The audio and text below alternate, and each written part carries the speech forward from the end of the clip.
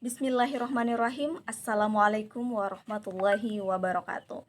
The Honorable, the lecturer Ustaz Dr. Kaharudin SIPM HUM as a lecturer of discourse analysis and all my beloved friends who have time to watch my video. First of all, let us thanks to the presence of Allah Subhanahu wa Ta'ala who has given us mercy and blessing so that I can complete my assignment. And don't forget to send the salawat to our best Prophet Muhammad Sallallahu Alaihi Wasallam. Allahumma salli wa sallim wa barik alaih, who has brought us from the darkness into the lightness until now. Well, allow me to introduce myself. My name is Rizka Febrianti from PBIA, majoring in English Education, Faculty of Tarbiyah and Teacher Training at State Islamic University of Alauddin Makassar.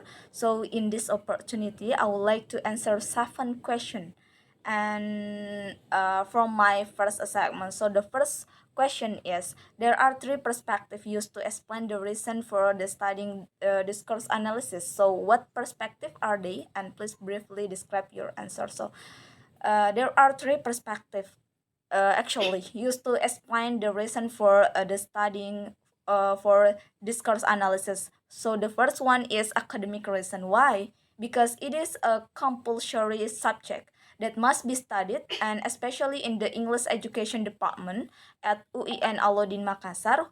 And WU 2014 argues that through discourse analysis, students engage in the study of how. Therefore, in this discourse analysis, it is necessary to combine between what and how. But it is important to remember that this study is suitable for the learners who have learned about the knowledge of English language skill and language studies.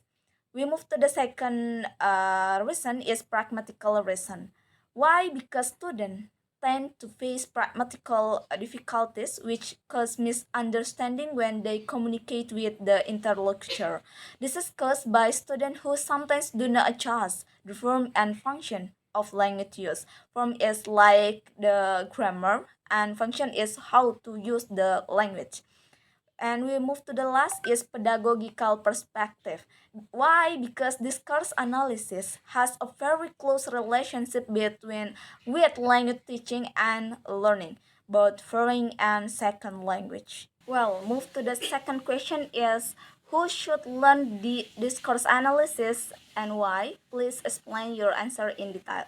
Well, talking about the who should learn about the discourse analysis is only suitable for students who have studied and have knowledge about English language skill and studies, and might not be offered to all levels of English language learners, especially for the basic learners.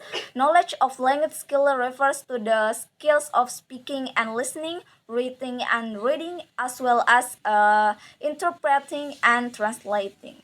In contrast, language studies refer to the linguistic, like phonetic and phonology, morphology, syntax, and semantic. These 2 types of knowledge are basic requirements and in discourse analysis because they will require and encourage students to reconsider and reevaluate the rules of language with which they are already too familiar from Woods 2014. Well, move to the third question is, what should the students do in learning discourse analysis? And please explain your answer in detail. Well, there are at least 2 main activities that student will do in discourse analysis. The first one is student must learn the concept of discourse analysis theory, and the second one, students must analysis a particular discourse, thereby generating a critical thinking power in students and to foster students' ideas in expressing their opinions. Well, the next question is, what are the advantage of learning discourse analysis and what would the students achieve? The advantage of learning discourse analysis and the students achieve are, the first one is train and develop students' critical thinking skill through the practice of analyzing discourse as a simple research model carried out in class or developing a critical thinking pattern. Well, the second one is provide a clear understanding of the context of English use so that they not only contribute significantly to results related to discourse analysis but also use this result in accordance with their communication needs. And the last is it is hoped that it will minimize students' practical difficulties when communicating with the interlocutors. Well, move to the question number 5. According to discourse analysis view, what should be learned and should be taught in a foreign language? And please explain your answer in detail. So, what should be learned and should be taught in a foreign language are namely, the first one is a foreign language must be studied carefully, meaning that learners need to learn two difficult or two different dimensions, namely form and about the function is how we can use the language of a foreign language in order to use it successfully in their social life.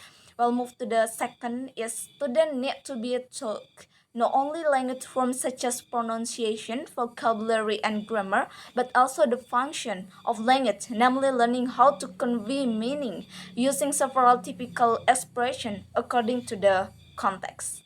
Well, next, in more specific case, what are the advantage of learning discourse analysis according to pragmatic perspective? Well, discourse analysis will be very helpful.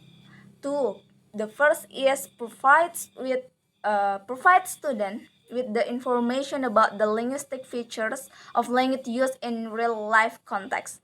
Real life context. Well, move to the second. Find out how language should be used for communication, clear communication, and recognize the most appropriate use of language for communication. Discourse analysis attempts to identify linguistic features that characterize the use of a particular language, social and cultural factors that facilitate learners' interpretation and understanding of various genres of text and speech. Well, move to the last question is how to use discourse analysis in pedagogical context. In a pedagogical context, discourse analysis can be utilized to assist English teacher in teaching communication skill to students.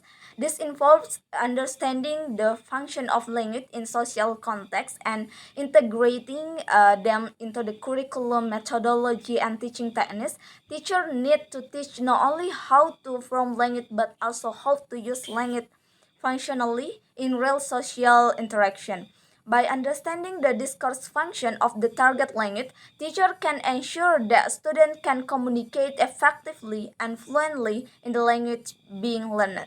Well, maybe that's all from our explanation from the answering the 7 question. Sorry if any mistake, and assalamualaikum warahmatullahi wabarakatuh.